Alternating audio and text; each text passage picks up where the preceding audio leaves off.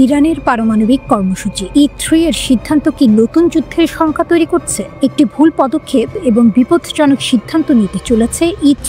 France, যুক্তরাজ্য এবং Germany এরা ইরানের পারমাণবিক কর্মসূচির উপর পুনরায় নিষেধাজ্ঞা আরোপের জন্য একটি প্রক্রিয়া চালু করেছে। এটি পারমাণবিক চুক্তির স্ন্যাপব্যাক প্রক্রিয়া, যা ইরানের পারমাণবিক প্রতিশ্রুতি লঙ্ঘনের অভিযোগের প্রতিক্রিয়ায় জাতিসংঘের নিষেধাজ্ঞা পুনরায় চালু করতে সহায়তা করবে।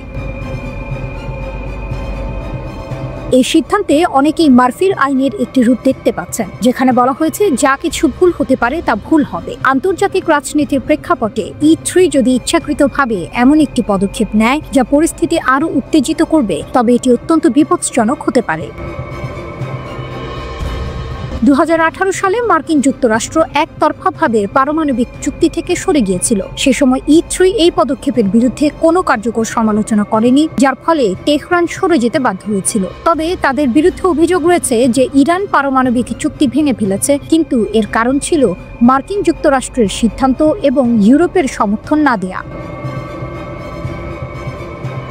যদিও ইরানকে অভিযুক্ত করা হয়েছে, তা সত্ত্বেও মার্কিন যুক্তরাষ্ট্র প্রথমে চুক্তি ভঙ্গ করেছিল এবং তারপর E3 তেমন কোনো পদক্ষেপ নেয়নি। ফলে ইরান তার প্রতিক্রিয়া চুক্তির 36 অনুচ্ছেদ অনুসারে ছিল, যা বলে যে যে কোনো পক্ষ তাদের প্রতিশ্রুতি ভঙ্গ করলে তারা এই চুক্তির অধীনে তার প্রতিশ্রুতি সম্পূর্ণ বা আংশিকভাবে পালন বন্ধ করতে পারে এবং জাতিসংঘের নিরাপত্তা পরিষদকে অবহিত করতে পারে। এখন প্রশ্ন উঠছে, যদি E3 এই সিদ্ধান্ত বাস্তবায়ন করে, তাহলে কি মধ্যপ্রাচ্য পরিস্থিতি আরও খারাপ হবে? এই সিদ্ধান্তের ফলে যুদ্ধের আগুন আবার কি জ্বলে উঠবে? ইরান তাদের শক্তিশালী ব্যালিস্টিক ক্ষেপণাস্ত্র কর্মসূচি এবং পারমাণবিক শক্তির দিকে আরও নজর দিচ্ছে, যা পশ্চিমাদের জন্য একটি বড় চ্যালেঞ্জ হতে পারে। তেহরান জানিয়ে দিয়েছে তারা আগের চেয়ে অনেক শক্তিশালী এবং নিজেদের ইচ্ছার বিরুদ্ধে কোনো সিদ্ধান্ত গ্রহণ করতে দেয়া হবে না। বিশ্লেষকরা মনে করেন, ইরান যদি আরও শক্তিশালী অস্ত্র প্রযুক্তি যেমন হাইপারসনিক ক্ষেপণাস্ত্র বা অত্যাধুনিক সিস্টেম তৈরি করে, তাহলে এটি ইসরায়েল এবং পশ্চিমাদের জন্য কঠিন হয়ে দাঁড়াবে। ইতিমধ্যেই ইরান তাদের অস্ত্র ভাণ্ডারকে আরও উন্নত করে চলেছে এবং তাদের শক্তি প্রতিপন্ন করেছে। সাম্প্রতিক সময়ে ইরান তার সঙ্গে দেশগুলো রাশিয়া এবং চীন এর মাধ্যমে আরও আন্তর্জাতিক সমর্থন পাচ্ছে, যা তাদের এই চাপের বিরুদ্ধে টেক্কা দিতে সাহায্য করবে। বিশেষভাবে চীন তাদের নতুন প্রযুক্তি এবং সামরিক সহযোগিতা দিয়ে ইরানকে সাহায্য করতে প্রস্তুত। এতে E3 এর সিদ্ধান্ত অনেক বেশি বিপজ্জনক হয়ে উঠছে। ইরান যদি পুরোপুরি পারমাণবিক শক্তি অর্জন করতে সক্ষম হয়, তাহলে ইসরায়েলের প্রতিরক্ষা ব্যবস্থা কতটা টিকবে তা নিয়েও প্রশ্ন উঠতে পারে। তাই এখন ইরানের সঙ্গে সংঘাতের পথটি আবারও সোজা হয়ে দাঁড়াচ্ছে। E3 যদি ইরানকে আরও চাপ দিতে চায়, তবে সেটা কি তাদের নিরাপত্তা ও কৌশলগত স্বার্থের জন্য হুমকি হয়ে উঠবে? সময়ই বলবে। তবে ইরান একটি শক্তিশালী রাষ্ট্র হিসেবে তার অবস্থানকে আরও দৃঢ় করেছে, যা হয়তো পরবর্তী বিশ্ব পরিস্থিতির দিক নির্দেশনা দেবে। পশ্চিম এশিয়ার আকাশে অশান্তি আবারও ঘনাচ্ছে। ইরান ইসরায়েল সংঘাতের পরাশক্তি চীনের দিকে নজর দিয়েছে, আর বেইজিং সরাসরি তেহরানের মিসাইল ভান্ডার পুনর্গঠনে সাহায্যের হাত বাড়িয়েছে। শুধু পুনর্গঠন নয়, চীনের পদক্ষেপ ইরানের প্রতিরক্ষা ক্ষমতা আরও শক্তিশালী করছে। তেল আবিবের জন্য এটি গভীর উদ্বেগের কারণ। গত বছর 12 দিনের যুদ্ধ ইরান ইসরায়েলের মধ্যে একটি রণকাহিনী হিসেবে ইতিহাসে নাম লেখায়। সে সময় ইরানি মিসাইলের তাণ্ডব ইসরায়েলের গুরুত্বপূর্ণ প্রযুক্তি কেন্দ্র, বিশ্ববিদ্যালয় ও সামরিক ঘাঁটি লক্ষ্যবস্তুতে পরিণত হয়েছিল। পশ্চিমা গণমাধ্যমে পুরো ছবি প্রকাশ পায়নি, কারণ ইসরায়েল কঠোর সেন্সরশিপ চালাচ্ছে। তবে এখন দেখা যাচ্ছে চীন সেই সময়ে ইরানের পাশে ছিল। বেইজিং মিসাইল সরবরাহ এবং আকাশ প্রতিরক্ষা ব্যবস্থা পাঠিয়ে তেহরানের ক্ষমতা পুনর্গঠনে সরাসরি সাহায্য করেছে। ইসরায়েলি কর্মকর্তারা স্পষ্টভাবে উদ্বিগ্ন। তাদের মতে চীনের এই পদক্ষেপ শুধু মিসাইল পুনঃসংরক্ষণ নয়, বরং ইরানের সামরিক শক্তি দ্রুত সম্প্রসারণের প্রমাণ। চীনের সমর্থন ইরানের মিসাইল ভান্ডারকে আরও শক্তিশালী করছে। এটা আমাদের অস্তিত্বের জন্য হুমকি, জানিয়েছেন ইসরায়েলি রাষ্ট্রদূত। চীনের এই সহযোগিতা পশ্চিমাদের ধারণাকে পুরোপুরি চ্যালেঞ্জ করছে। তারা শুধু সরঞ্জাম সরবরাহ করছে না, বরং ইরানের পুনর্গঠিত প্রতিরক্ষা ক্ষমতাকে একটি বাস্তব বিপদ হিসেবে দাঁড় করাচ্ছে। 12 দিনের যুদ্ধের ধ্বংসস্তূপের মধ্যে ইরানি মিসাইলের শক্তি এখন আরও ঘনিষ্ঠভাবে প্রশিক্ষিত, পুনর্গঠিত এবং চীনের প্রযুক্তি সমর্থিত। ইসরায়েল এবং যুক্তরাষ্ট্র এই বিষয়ে নিশ্চয়তা পাননি যে চীন ইরানকে পরবর্তী যুদ্ধের জন্য সরাসরি মিসাইল সরবরাহ করবে, কিন্তু বেইজিং এর সামরিক কৌশল স্পষ্ট। চীনের এই সমর্থন কেবল প্রতিরক্ষা নয়, বরং একটি রাজনৈতিক ও কৌশলগত বার্তা। ইরান ও চীনের ঘনিষ্ঠ সহযোগিতা পশ্চিমাদের জন্য নতুন রণকৌশল তৈরি করেছে। ইরানের শক্তি এখানে স্পষ্ট। 12 দিনের যুদ্ধে ইরানি মিসাইল আকাশ থেকে ভূমি লক্ষ্যবস্তুতে নিখুঁত আঘাত করেছে। চীনের সমর্থনে এখন এই ক্ষমতা আরও বৃদ্ধি পেয়েছে। মিসাইল পুনর্গঠন, আকাশ প্রতিরক্ষা ব্যবস্থা এবং নতুন প্রযুক্তি সবই ইরানকে প্রথম যুদ্ধের তুলনায় অনেক বেশি প্রাণঘাতী করে তুলেছে। ইসরায়েলি কর্মকর্তারা হুঁশিয়ারি দিয়ে বলছেন, পরবর্তী যুদ্ধ প্রথমটির চেয়ে কঠোর এবং প্রাণঘাতী হবে। পশ্চিমা গোয়েন্দা সংস্থা, বিশেষ করে ইউরোপীয়রা তেহরান ও বেইজিং এর ঘনিষ্ঠ সহযোগিতা পর্যবেক্ষণ করছে। যুদ্ধবিরতি থাকলেও আকাশে ঝড়ের পূর্বাভাস স্পষ্ট। ইরান ও চীনের এই নতুন যৌথ উদ্যোগ কেবল সামরিক শক্তি বৃদ্ধি করছে না, বরং প্রতিরক্ষা কৌশলকে আরও সমন্বিত ও প্রযুক্তি নির্ভর করেছে। চীনের সমর্থন ইরানের সার্বভৌমত্ব রক্ষা, আঞ্চলিক স্থিতিশীলতা এবং প্রতিরক্ষা সক্ষমতা বৃদ্ধির ক্ষেত্রে একটি নাটকীয় পরিবর্তন আনে। পশ্চিমারা সতর্ক, চীনের এই পদক্ষেপ ভবিষ্যতের সংঘাতকে আরও জটিল করে তুলছে। আকাশে অশান্তি, মিসাইলের ছোঁয়া এবং পূর্বাভাসের ছায়া সব মিলিয়ে ইরান চীন জোট বিশ্বকে একটি নতুন রণকৌশল দেখাচ্ছে। যে কোনো মুহূর্তে দ্বিপাক্ষিক সংঘাতের আগুন ছড়িয়ে পড়তে পারে। পশ্চিম এশিয়ার আকাশে এখন শুধু যুদ্ধ নয়, উত্তেজনা, শক্তি এবং কৌশলের নাটক চলছে, যা সিনেমার মতো প্রতিটি মুহূর্তে। পৃথিবীর বুকে চীনের ক্রমবর্ধমান সামরিক শক্তি যেন ধীরে ধীরে অদৃশ্য আগুনের রেখা আঁকছে। পশ্চিমারা চীনের দ্রুত সামরিক আধুনিকীকরণ দেখে আতঙ্কিত, কিন্তু তারা বুঝতে পারছে না পিপলস লিবারেশন আর্মি PLA এর প্রকৃত লক্ষ্য এবং চীনের গভীর কৌশল। গত 2 দশকে চীন তার প্রতিরক্ষা ও সামরিক সক্ষমতায় নজিরবিহীন অগ্রগতি করেছে। একসময় বিদেশি প্রযুক্তি এবং সামরিক আমদানি ছাড়া বেইজিং এর অস্ত্র শক্তি অর্ধ নির্ভরশীল ছিল। এখন তারা স্বয়ংসম্পূর্ণ। উন্নত যুদ্ধ বিমান, হাইপারসনিক ক্ষেপণাস্ত্র, বিমানবাহী রণতরী এবং মানববিহীন যুদ্ধযন্ত্র সবই দেশীয় উৎপাদনে তৈরি। শুধু তাই নয়, চীন যুদ্ধের নতুন রূপক কল্পনা করছে, কৃত্রিম বুদ্ধিমত্তা, স্বায়ত্তশাসিত সিস্টেম এবং বুদ্ধিমান যুদ্ধ নিয়ে। ওয়াশিংটন ও তার মিত্রদের চোখে এই অগ্রগতি যেন বিপদের ঘণ্টা বাজাচ্ছে। তারা চীনের জন্য নতুন জোট তৈরি করছে, অস্ত্র প্রতিযোগিতা ত্বরান্বিত করছে। কিন্তু চীনের প্রকৃত লক্ষ্য শুধুই আধিপত্য নয়। PLA এর আধুনিকীকরণ চীনের বৃহত্তর সংস্কারের অংশ, যা দেশের সার্বভৌমত্ব রক্ষা এবং দীর্ঘমেয়াদী উন্নয়ন নিশ্চিত করার জন্য। শি জিনপিং সামরিক সংস্কারের মাধ্যমে বাহিনীকে পুনর্গঠন করেছেন। 3 লক্ষ সৈন্য সংখ্যা হ্রাস, কমান্ড কাঠামো শক্তিশালীকরণ, দুর্নীতি বিরোধী অভিযান সবই PLA কে আরও দক্ষ, আরও মনোনিবেশী এবং রাজনীতির নিয়ন্ত্রণে রাখার কৌশল। শিয়ের মতবাদ অনুযায়ী 2049 সালের মধ্যে PLA কে বিশ্বমানের সামরিক বাহিনীতে রূপান্তরিত করা হবে। 2027 সালের মধ্যে একটি বড় মাইলফলকও অর্জনের লক্ষ্য রয়েছে। পশ্চিমারা এটিকে তাইওয়ান আক্রমণের ইঙ্গিত হিসেবে দেখলেও বাস্তবে এটি প্রতিরক্ষা এবং প্রস্তুতির কৌশল। চীনের প্রযুক্তিগত অগ্রগতি চমকপ্রদ। 6ষ্ঠ প্রজন্মের গোপন যুদ্ধবিমান, হাইপারসনিক ক্ষেপণাস্ত্র এবং ড্রোন রোবোটিক সিস্টেম সবই যুদ্ধক্ষেত্রে নতুন মাত্রা যোগ করছে। 9 হেভেন্স ড্রোন ক্যারিয়ার একসাথে 100টি ড্রোন উৎক্ষেপণ করতে পারে। নতুন পারমাণবিক সাবমেরিন, 2টি বিমানবাহী রণতরী এবং টাইপ 4 এর পারমাণবিক শক্তিচালিত রণতরী সবই চীনের আঞ্চলিক ও কৌশলগত শক্তিকে বহুগুণ বাড়িয়েছে।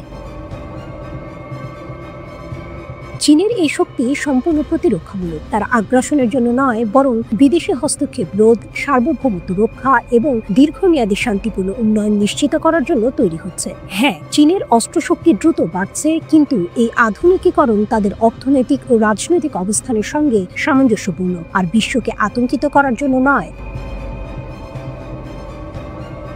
চীনের সামরিক আধুনিকীকরণ একটি গভীর পরিকল্পনার অংশ। প্রযুক্তি, দক্ষতা এবং রাজনৈতিক নিয়ন্ত্রণ সবকিছু একসাথে মিলে PLA কে একটি শক্তিশালী আধুনিক প্রতিরক্ষা বাহিনী বানিয়েছে। পশ্চিমারা যত হুমকি দেখুক, চীনের প্রকৃত উদ্দেশ্য সোজাসুজি শক্তি প্রদর্শন নয়, বরং নিরাপত্তা নিশ্চিত করা। পৃথিবীর বুকে চীনের এই ক্রমবর্ধমান শক্তি এখন শুধু চোখে পড়ছে না, এটি সারা বিশ্বকে সচেতন করছে যে শক্তি কখনো আক্রমণ নয়, বরং সংহত প্রতিরক্ষা এবং দীর্ঘমেয়াদী স্থিতিশীলতার প্রতীক।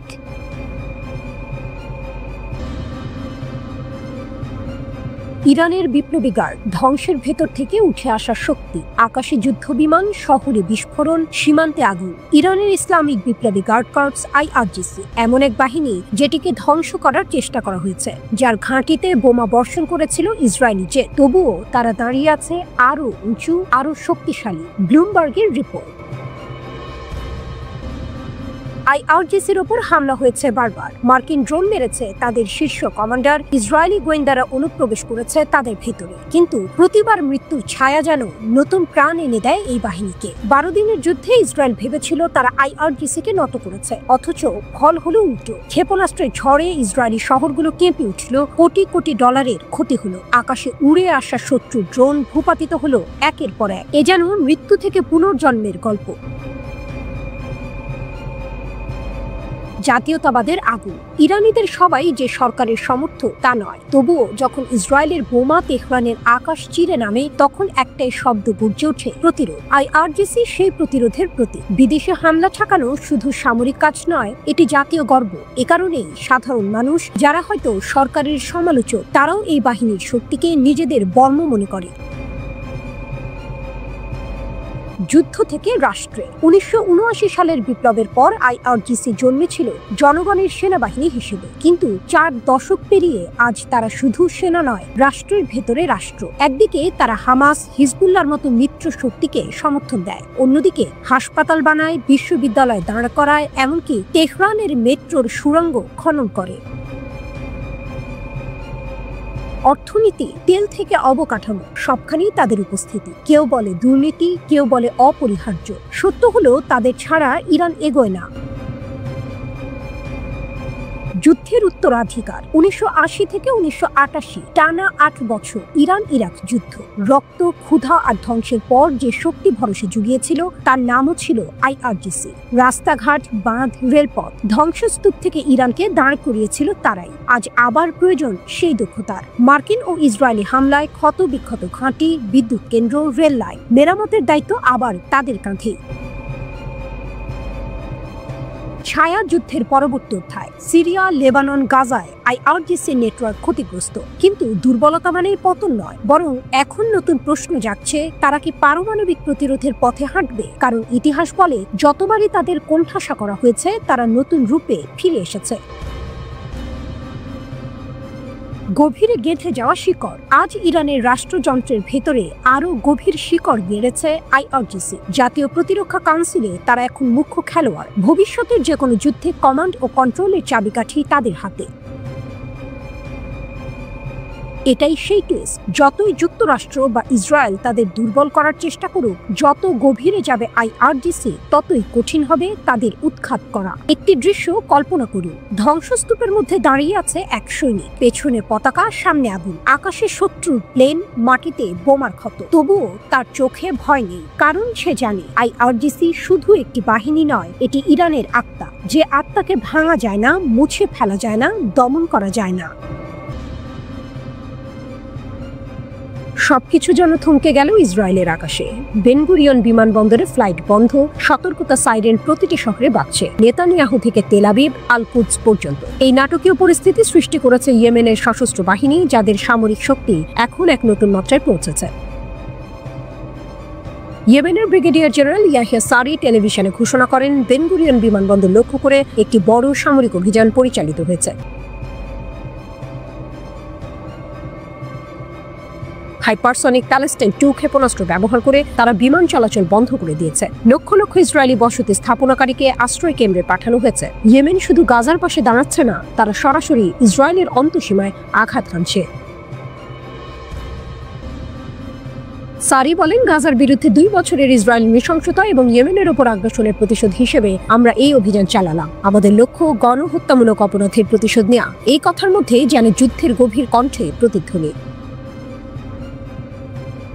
ইয়েমেনের সশস্ত্র বাহিনী এখন শুধু প্রতিরোধ নয়, আক্রমণেও দক্ষতার। ইতিমধ্যে হাইফা, আল নাকাব মরুভূমি, উম্মে আল রাশরাশ এবং বিয়ার আল সাবেতেও 6টি গুরুত্বপূর্ণ লক্ষ্যবস্তুতে ড্রোন হামলা চালিয়েছে। নতুন আঘাত শুধু শুরুর ইঙ্গিত, এটি গাজার সাথে সংহতি প্রকাশের এক ভয়ঙ্কর বার্তা। ইসরায়েলি সামরিক সম্প্রচার জানিয়েছে গত 5 মাসে ইয়েমেন ইসরায়েল অভিমুখে 70টি রকেট নিক্ষেপ করেছে, গড় করে প্রতি 48 ঘন্টায় এক আঘাত। এমনকি প্রতিটি আঘাতের সাথে তারা এক উচ্চ মূল্যবান লক্ষ্যকে একনিষ্ঠভাবে ভাঙছে। এটা দেখাচ্ছে ইয়েমেনের সশস্ত্র বাহিনী এখন পরিমাপহীন শক্তি হিসেবে আবির্ভূত হয়েছে। এদিন বেন গুরিয়ন বিমানবন্দরের সাময়িক বন্ধের খবর সাংবাদিকদের মাধ্যমে ছড়িয়ে পড়ে। মিডিয়া সূত্র জানায় ইয়েমেন থেকে ক্ষেপণাস্ত্র নিক্ষেপের পর 200টিরও বেশি স্থানে সতর্কতা সাইরেন বাজানো হয়েছে। বিমানবন্দর বন্ধ হওয়া মাত্রার মধ্যে ইসরায়েলের প্রতিরক্ষা ব্যবস্থা হুঁশিয়ার হয়েছে, কিন্তু হাইপারসনিক ক্ষেপণাস্ত্রের ভয় দেখাতে পারবে কেবল রেডিও সতর্কতায়। এই অভিযানকে সারি উচ্চমানের সামরিক কৌশল বলে আখ্যায়িত করেছেন। ইয়েমেনের সশস্ত্র বাহিনী শুধু প্রতিরোধ নয়, তারা আক্রমণেও দক্ষ। তাদের লক্ষ্য স্পষ্ট, গাজার সমর্থনে ইসরায়েলের উপর চাপ বৃদ্ধি করা। তারা প্রতিশ্রুতি দিয়েছে গাজার অবরোধ উঠিয়ে না গেলে বা আগ্রাসন বন্ধ না হলে সামরিক চাপ অব্যাহত থাকবে। পুরো পরিস্থিতি এক নতুন নাটকীয় অধ্যায় খুলে। ইয়েমেনের ক্ষেপণাস্ত্র হামলা, ড্রোন আক্রমণ এবং হাইপারসনিক প্রযুক্তি সব মিলিয়ে ইসরায়েলের আকাশে অস্থিরতা, জনগণের মধ্যে আতঙ্ক এবং প্রতিরক্ষা বাহিনীর তীব্র প্রস্তুতি। এই মুহূর্তে একটাই প্রশ্ন, ইয়েমেনের সশস্ত্র বাহিনী কতদূর যাবে? গাজার পক্ষে তাদের এই অভিযান কতটুকু স্থিতিশীলতা এবং প্রভাব সৃষ্টি করবে? এবং সবচেয়ে বড়, ইসরায়েল কতক্ষণ ধরে এই চাপ প্রতিরোধ করতে পারবে?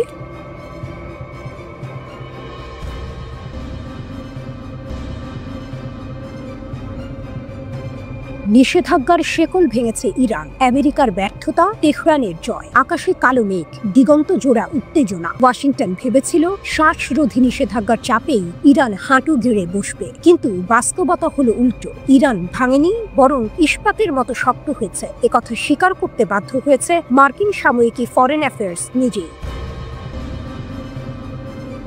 সর্বোচ্চ চাপ, সর্বোচ্চ ব্যর্থতা। 2018 সালে পারমাণবিক চুক্তি থেকে সরে এসে যুক্তরাষ্ট্র ঘোষণা করেছিল সর্বোচ্চ চাপ নীতি। ধারণা ছিল অর্থনীতি ধসে পড়বে, তেহরান আবার আলোচনার টেবিলে ফিরবে। কিন্তু ইতিহাস অন্য কথা বলল। ধৈর্য আর প্রতিরোধের কৌশল নিয়ে ইরান অর্থনীতিকে টিকিয়ে রাখলো, ক্ষেপণাস্ত্র কর্মসূচি এগিয়ে নিল আর আঞ্চলিক নেটওয়ার্ককে আরও সক্রিয় করল। অর্থাৎ যেখানে ওয়াশিংটন আত্মসমর্পণ আশা করেছিল, সেখানে জন্ম নিল আরও শক্তিশালী প্রতিরোধ।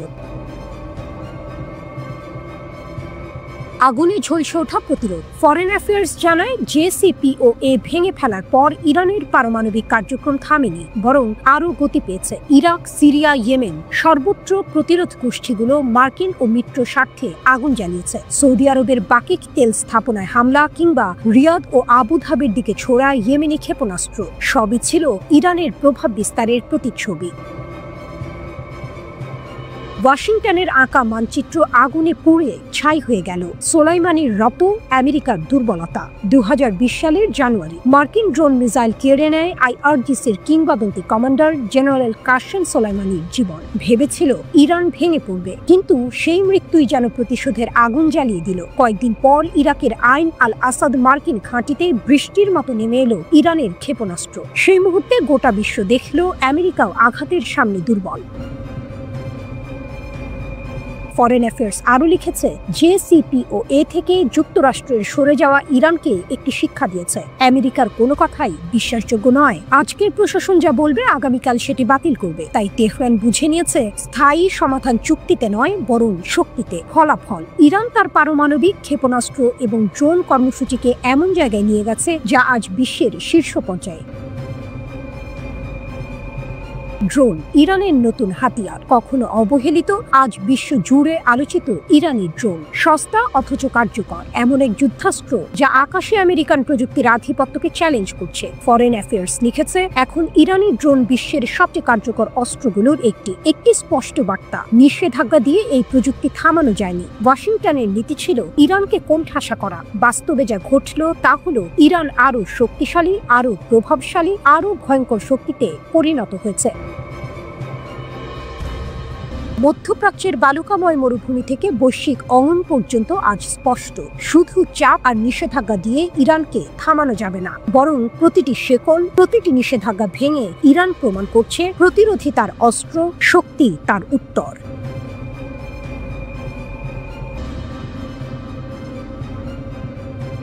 গাজায় ইসরায়েলি সেনাদের ওপর হামাসের সবচেয়ে বড় আক্রমণ। খান ইউনিসে আল কাসামের ঝড়। ভোরের আকাশ তখনও পুরোপুরি জেগে ওঠেনি। খান ইউনিসের ধুলোমাখা ভূমি হঠাৎ কেঁপে উঠল। নীরবতার বুক চিরে এক ঝড় এসে দাঁড়ালো ইসরায়েলি সেনাদের শিবিরের সামনে। সুরঙ্গের অন্ধকার থেকে উঠে এলো 18 জন আল কাসাম যোদ্ধা, যেন মৃত্যুকে হাতে নিয়ে আসা অদৃশ্য সৈন্যদল। মুহূর্তেই মেশিন গানের বুলেটে ভরে গেল চারপাশ। হামাসের দাবি, এটি ছিল তাদের সবচেয়ে সাহসী আক্রমণ। তারা বলছে ইসরায়েলি সৈন্যদের ওপর একের পর এক আঘাত হেনেছে তাদের বিশেষ বাহিনী। লক্ষ্য ছিল ইসরায়েলের গর্ব মেরকাভা 4 ট্যাঙ্ক। বিস্ফোরক আর আল ইয়াসিন 105 শেলের তাণ্ডবে ট্যাঙ্কগুলো পরিণত হয় মৃত্যুর ফাঁদে। শুধু তাই নয়, যেসব বাড়িতে ইসরায়েলি সৈন্যরা আশ্রয় নিয়েছিল সেখানেও পৌঁছে যায় ফিলিস্তিনি যোদ্ধারা। কাছাকাছি যুদ্ধ, চোখের সামনে শত্রু, আর হাতে কেবল হালকা অস্ত্র আর গ্রেনেড। কিন্তু তাতেই যেন ইতিহাস লিখে ফেলে তারা। আল কাসাম ব্রিগেড গর্জে উঠে জানায়, আমরা মেশিন গানের গুলি আর হাত বোমায় বহু সৈন্যকে শেষ করেছি। তাদের একজন স্নাইপার নাকি মেরকাভা ট্যাঙ্কের কমান্ডারকেও হত্যা করেছে। শুধু সরাসরি লড়াই নয়, তারা আক্রমণের পর চারপাশে বোমা বর্ষণ চালায় যাতে উদ্ধার অভিযান ব্যর্থ হয়, যেন প্রতিটি পদক্ষেপে শত্রুকে চেপে ধরার কৌশল। সবচেয়ে নাটকীয় মুহূর্ত আসে যখন জানা যায় একজন ফিলিস্তিনি যোদ্ধা নিজের শরীরকে পরিণত করেছেন বিস্ফোরকে। তিনি ঢুকে পড়েন ইসরায়েলি সেনাদের ভিড়ে, আর মুহূর্তের মধ্যে আগুনে ভস্মীভূত হয় চারপাশ। হামাস দাবি করছে এই আত্মঘাতী বিস্ফোরণে ইসরায়েলি বাহিনীর বহু সেনা হতাহত হয়েছে।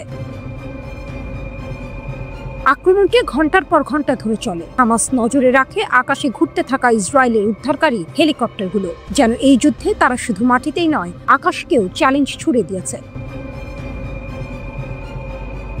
অন্যদিকে ইসরায়েলি সেনারা বলছে হামলায় তাদের 3 জন সৈন্য আহত হয়েছে। আইডিএফ এর ভাষ্য অনুযায়ী সকাল 9টার দিকে সুড়ঙ্গ থেকে উঠে আসে হামাস যোদ্ধারা। তারা মেশিন গান আর আরপিজি দিয়ে আক্রমণ চালায়। কেফির ব্রিগেডের সঙ্গে ভয়াবহ গুলি বিনিময় হয়। ইসরায়েলের দাবি, তাদের বিমান হামলায় 10 জন হামাস যোদ্ধা নিহত হয়েছে এবং 8 জন আবার সুড়ঙ্গে পালিয়ে গেছে।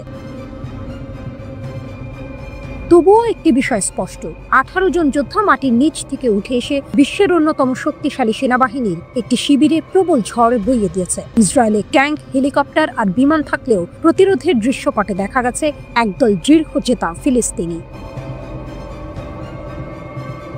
শেষে আইডিএফ ভিডিও প্রকাশ করেছে। সেখানে দেখা যায় এক ট্যাঙ্ক দিয়ে আরপিজি হাতে থাকা এক ফিলিস্তিনি যোদ্ধাকে চাপা দেওয়া হচ্ছে। আরেক ফুটেজে সেনা শিবিরের ভেতর পড়ে থাকা 2 জন ফিলিস্তিনির মৃতদেহ। কিন্তু এই ছবিগুলো প্রশ্ন তোলে, যদি সত্যি আইডিএফ তাদের প্রতিহত করে থাকে, তবে কেন ইসরায়েলি সেনাদের আহত হওয়ার কথা স্বীকার করতে হলো? কেনই বা ঘন্টার পর ঘন্টা ধরে লড়াই চালাতে হলো তাদের?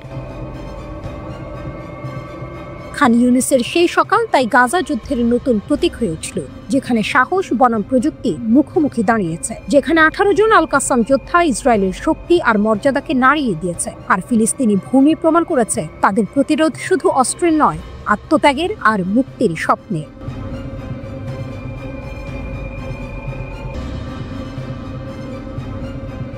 মধ্যপ্রাচ্যের আকাশে আবারও ধ্বনিত হলো বজ্রধ্বনি। ইসরায়েলের সঙ্গে রক্তক্ষয়ী সংঘাত শেষ হওয়ার মাত্র কয়েক সপ্তাহ পরেই ইরান নামলো নতুন সামরিক মহড়ায়। নাম দেওয়া হয়েছে sustainable power 1404। Gulf of Oman এবং উত্তর ভারত মহাসাগরে শুরু হওয়া এই মহড়ায় আগুনের ঝলকানি, বিস্ফোরণ আর গর্জনের মধ্যে দিয়ে যেন ইরান ঘোষণা দিল, আমরা আছি, আমরা প্রস্তুত। সাম্প্রতিক যুদ্ধে ইসরায়েলের হামলায় ক্ষতিগ্রস্ত হয়েছিল ইরানের পারমাণবিক স্থাপনা আর প্রতিরক্ষা ব্যবস্থা। অনেকেই ভেবেছিল তেহরানের শক্তি ভেঙে পড়েছে, কিন্তু ইতিহাস সাক্ষী, ইরান সবসময় ভস্ম থেকে জেগে ওঠে নতুন শক্তি নিয়ে। আর তাই যুদ্ধোত্তর নীরবতার বদলে এবার দেখা গেল সমুদ্র আর আকাশে ইরানি ক্ষেপণাস্ত্রের গর্জন।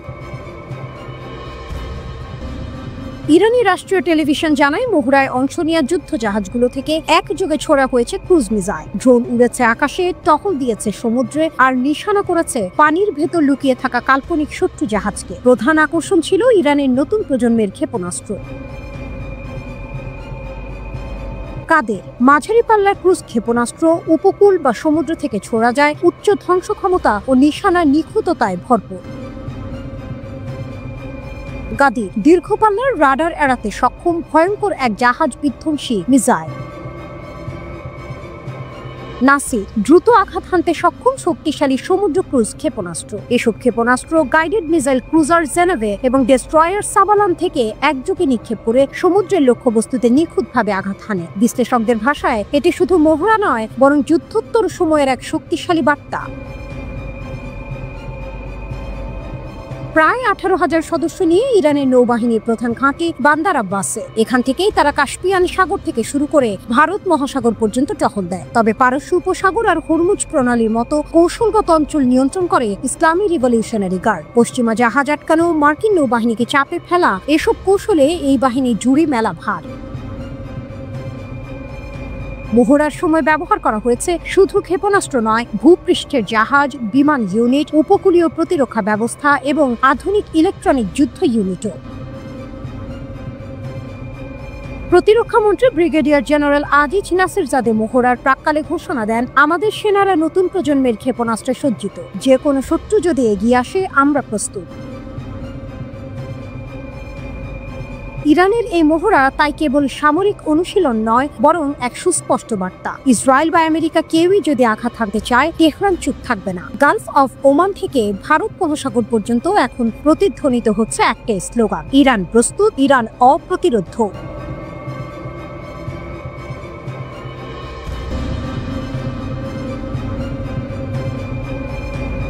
পশ্চিম এশিয়ার আকাশে অশান্তির কালো মেঘ এখনো কাটছে না, শান্তির কোনো নিদর্শন নেই। একদিকে গাজায় সামরিক যুদ্ধবিরতি হয়েছে, অন্যদিকে তেহরান, তেল আবিবে যে কোনো মুহূর্তে নতুন সংঘাতের আগুন জ্বলে উঠতে পারে। মধ্যস্থতাকারীদের দেয়া নতুন যুদ্ধবিরতির প্রস্তাবে সম্মতি দিয়েছে স্বাধীনতাপন্থী সশস্ত্র প্যালেস্টাইনি গোষ্ঠী হামাস। এ খবর সোমবার প্রকাশ করেছে রয়টার্স ও এএফপি। তবে এই সম্মতি পশ্চিম এশিয়ায় শান্তি বয়ে আনবে এমন কোনো নিশ্চয়তা নেই, কারণ ইরানের first vice president Mohammad Reza Aref স্পষ্ট করে জানিয়েছেন, ইসরায়েল ও ইরানের মধ্যে কোনো স্থায়ী যুদ্ধবিরতি চুক্তি হয়নি। বর্তমানে যা চলছে তা শুধুই সাময়িক সংঘর্ষ বিরতি। যে কোনো মুহূর্তে ইসরায়েল আবার আক্রমণ শুরু করতে পারে। আমরা সর্বদা যুদ্ধের জন্য প্রস্তুত।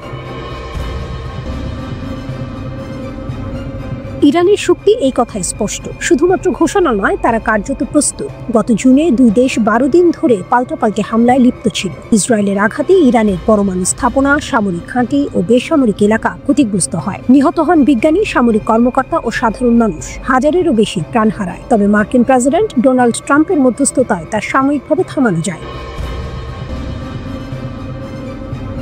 এবার হুঁশিয়ারি আরো স্পষ্ট। ইরানের সর্বোচ্চ নেতা আয়াতুল্লাহ আলী খামেনির সামরিক উপদেষ্টা ইয়াহিয়া রুহিম সাফাভি সোমবার সংবাদ মাধ্যমকে জানালেন, সবচেয়ে খারাপ পরিস্থিতির জন্য আমরা পরিকল্পনা তৈরি করছি। যে কোনো পরিস্থিতিতে আমরা শক্ত হয়ে থাকতে চাই। ইরানের কৌশল এবং ক্ষমতা চোখে পড়ার মতো। শুধু আক্রমণে নয়, প্রতিরক্ষার প্রস্তুতি সম্পূর্ণ। তারা জানে পশ্চিমা হুমকি কখনোই শূন্যে থাকে না। ইসরায়েল ও যুক্তরাষ্ট্র বারবার হুঁশিয়ারি দিয়েছে, যদি ইরান তাদের পরমাণু কার্যক্রম পুনরায় চালু করে, তারা আবার হামলা করবে।